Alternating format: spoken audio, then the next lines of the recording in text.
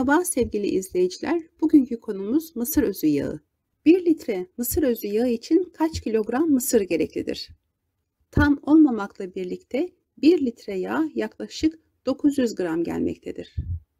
Mısır yağı 235 dereceye kadar dayanıklı, yanmayan ve okside olmayan bir yağ çeşididir. Bu nedenle çoğunlukla kızartmalarda kullanılır.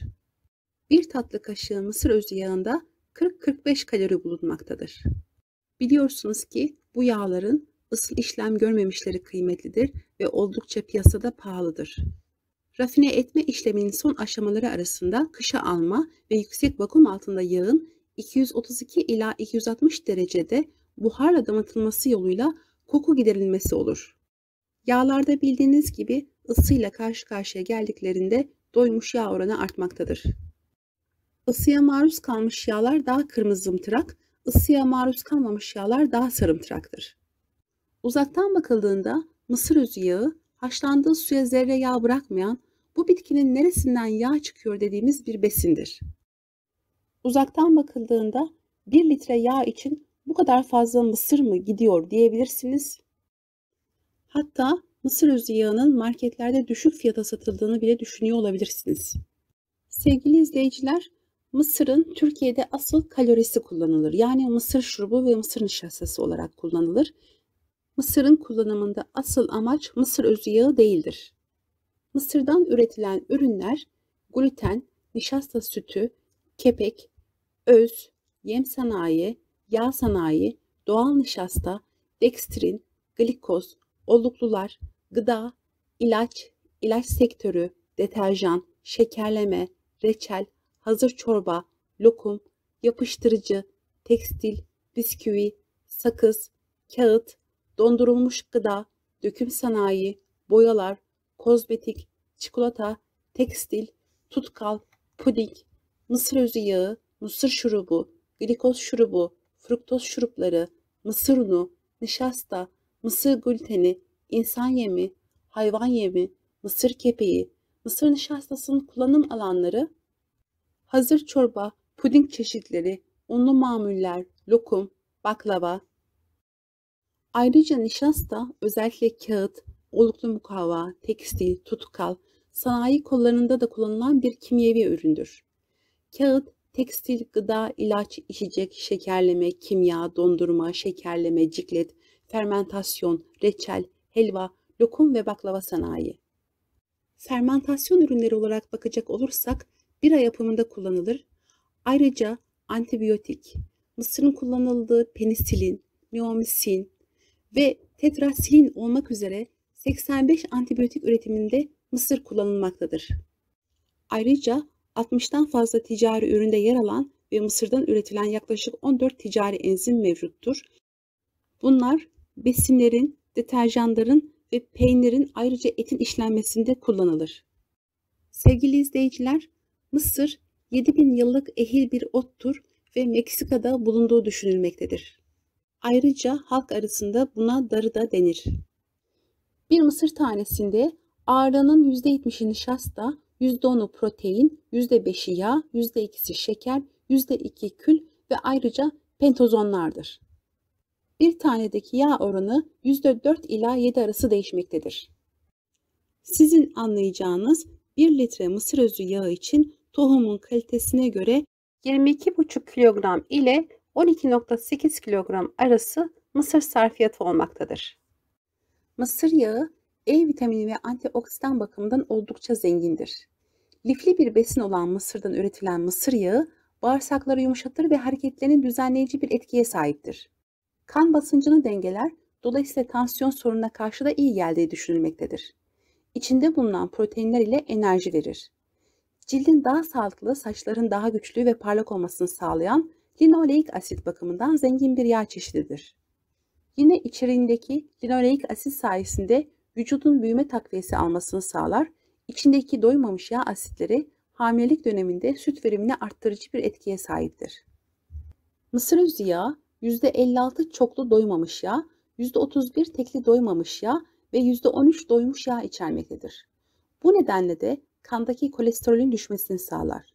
Mısır yağı doymuş yağların yerine yüksek miktarda çoklu doymamış yağ asidi barındırır.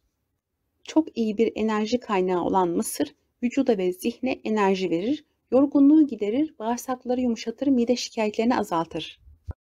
Öncelikle ayçiçek yağı ve mısır özü yağı omega 6 içerir, ısıya dayanıklı değillerdir. Isıl işlem gördüklerinde sağlığa zararlı trans yağ haline gelirler. Trans yağlar doğallıkları bozulmuş bitkisel yağlardır. Örneğin kızartma yaparken kullandığımız ayçiçek yağı ve mısır özü yağı çok fazla ısıya maruz kaldıkları için içerdikleri omega 6 tehlikeli hale gelir ve omega 3 yağının tüm faydalarını yok ederler. Sevgili izleyiciler, bu arada mısır özü yağı pazarda kullanımı dolayısıyla 3. sıradadır. 1. sırada ayçiçek yağı ve zeytinyağı bulunmaktadır. Türkiye pazarındaki payı %13-14 civarındadır. Mısır özü yağı hakkında çok fazla bilgi olmasına rağmen sizleri çok fazla sıkmak istemedim. Genel bilgileri aktarmak istedim. Videomu beğendiyseniz eğer beğen tuşunu tıklamanızı, hala abone olmadıysanız abone olmanızı ve bildirimleri açmanızı rica ederim. Sağlıklı günler diliyorum.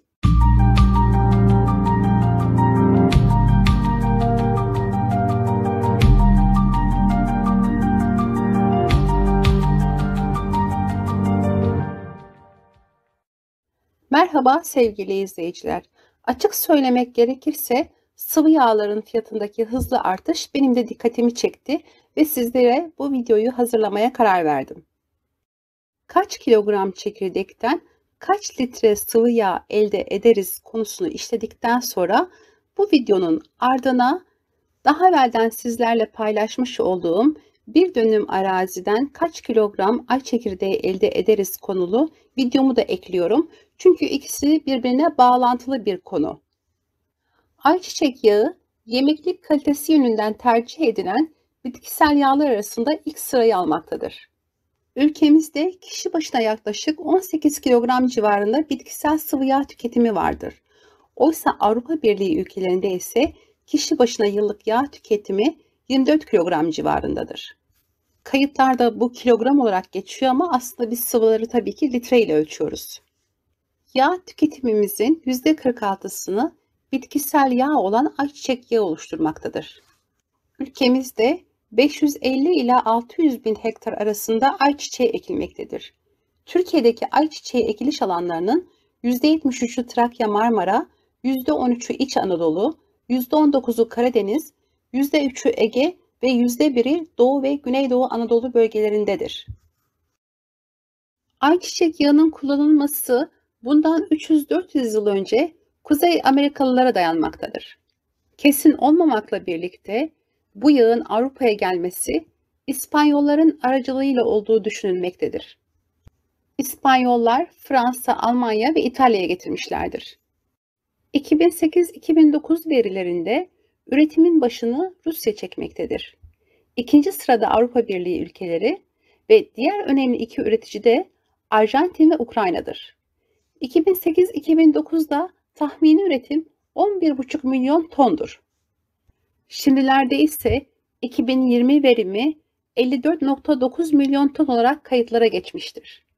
2021'de ise bunun %3,3 artarak 56,7 milyon ton olacağı tahmin edilmektedir. Şimdi ekranda ise Türkiye'nin ayçiçeği ihracatı yaptığı ülkeleri ve Türkiye'nin ayçiçeği ithalatı yaptığı ülkeleri görüyorsunuz. Bunlar 2019 verileri.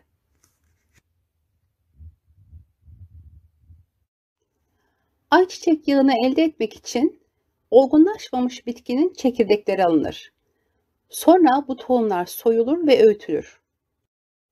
Soğuk presleme ile yağı sıkılırsa rengi açık sarı, sıcak presleme ile yağı sıkılırsa rengi kırmızımsı olur. Büyük fabrikalarda genel itibariyle sıcak presleme yöntemi kullanılır.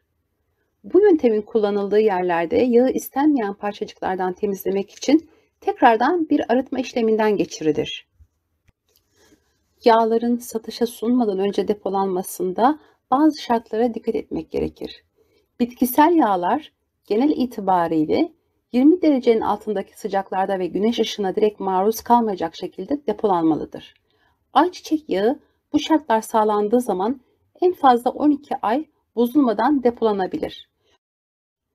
Şunu anlıyoruz ki tenekelerde muhafaza edilen yağlar kullanım açısından daha dayanıklıdır. Mutfakta yemeklik bir yağ olarak kullanılmasının yanı sıra ilaç sanayinde ve endüstriyel amaçlar için de kullanılmaktadır. Bitkisel yağlar genel itibariyle yemeksel yağların en değerlileridir. Pişirmek için kullanıldığı gibi yemeklerin tadını arttırmak için de kullanılır. Endüstriyel alanda ise daha çok boya sanayisinde kullanılmaktadır. Evlerimizi boyamaktan tutun da ayakkabılarımızı boyamaya kadar bu bitkisel yağları düşünebiliriz. Bazı ülkelerde, özellikle Avrupa Birliği ülkelerinde ise ekolojik yakıt olarak da kullanılmaktadır. Avrupa'da 2007 yılında üretilen ayçiçek yağının %10'una yakını ekolojik yakıt olarak araçlarda kullanılmıştır. Şimdi gelelim kaç kilogram çekirdekten kaç litre yağ elde ederiz konusuna. 3 kilogram çekirdekten 1 litre ayçiçek sıvı yağ elde ederiz. Burada videoyu bitirmiyorum. Daha evvelden bir dönümden ne kadar ay çekirdeği elde ederiz konulu videomu da tekrardan ekledim. İzlemek isteyen olursa videoya devam eder ve diğer videoyu seyreder. Evet, şimdi diğer videoya geçiyoruz. Merhaba sevgili izleyiciler. Bugünkü videomda bir dönüm araziye ayçiçeği ektiğimiz zaman kaç kilogram hasat yaparız onu anlatacağım. Özellikle son zamanlarda yağ fiyatları arttığından çiftçilerimizin öncelikle tercih edeceği bir ürün olduğunu düşünüyorum. Ayçiçeği memleketimizde son zamanlarda üretimi artmış tek yıllık bir yağ bitkisidir. Bitkisel yağ üretimimizin %46'sı ayçiçeğinden karşılanmaktadır. Sıvı yağ olarak kullanıldığı gibi margarinlerin yapılmasında da kullanılmaktadır. Oldukça faydalı olan bu bitkinin diğer bölgeleri de ziyan olmaz. Küspesi hayvan yemi, sap ve tablaları ise yakacak olarak kullanıldığı gibi selüloz endüstrisinde de kullanılmaktadır. Külü %36 potasyum ihtiva eder ve gübre olarak da kullanılır. Tanesi de evlerimizde çayın yanında çerezdir bildiğiniz gibi. Suyun ulaşmadığı yani sulanamayan tarlalarda buğday, arpa, çavdardan sonra ayçiçeği ekilir. Bu bir döngü olarak devam edilir. Ayçiçeği ekilecek olan tarla soklu pulluk ile 20-25 santim sonbaharda sürülür.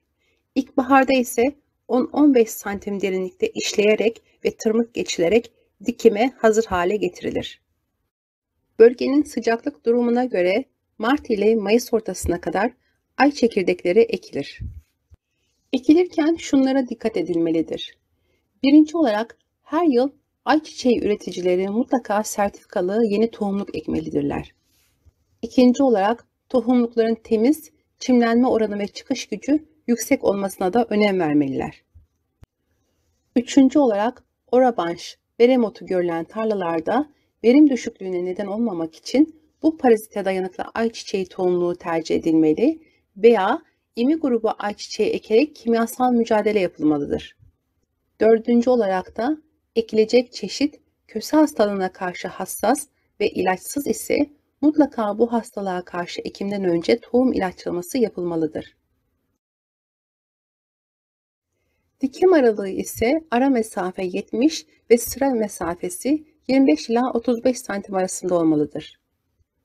Çeşit ve toprak koşullarına göre yüksek verim alabilmek için 1 dekar alanda istenen yaklaşık bitki sayısı 4000-5500 arasında olabilir. Ekim derinliği ise 5-6 santimi geçmemelidir. Ayçiçeği yetiştiriciliğinde gübreleme ve sulama periyotlarına dikkat edilmelidir. Ekimden 50-55 gün sonra tablo oluşumu devresi başlamaktadır. O bizim beğendiğimiz güzel sarı çiçekler 55 gün sonra bize gülümsemeye başlar. Tablo oluşumundan sonra yalancı çiçekler görülür ve sıra asıl çiçeğe gelir. Bu da 15 günlük bir süreçtir. Yetersiz sulama olduğunda ya da yeteri kadar yağmur almadığında verimde düşüş gerçekleşir. Ayçiçeği çiçeklenme döneminde tozlanma yani döllenme için çeşidin kendisine tozlamasının az veya çok olmasına bağlı olarak yüksek oranda bal arılarına ihtiyaç duyar. Yani bal arıları bal yapmak için bunlara konarken aynı zamanda ayçiçeklerinin verimini de arttırır. Yani ikisi doğada birbirlerini destekler, koordine bir şekilde iş yaparlar. Eğer ayçiçek tarlanızda kovanlar varsa, döllenme yetersizliğinden ileri gelen boş tane oranını azaltır. Bal arılarının ayçiçeğinin döllenmesindeki payı %90'ın üzerindedir. Gelelim ayçiçeğinin verimine. Kuru koşullarda ayçiçeği dönüm başına 100-150 kilogram verirken sulu koşullarda ise 250 ila 400 kilogram arasındadır. Tane miktarına yakın kurutulmuş tabla 2-3 katı kadar da kuru sap ve kök elde edilir. Bir sonraki videomda da Allah'ın izniyle kaç kilogram çekirdekten ne kadar yağ çıkartılır onu anlatacağım. Merak ediyorsanız o videomu da mutlaka izleyiniz. Beni seyrettiğiniz için çok teşekkür ederim. Beğendiyseniz beğen tuşuna tıklamayı, bildirimleri açmayı ve abone olmayı unutmayınız. Sağlıkla kalın, bol bereketli günler diliyorum. Allah'a emanet olun.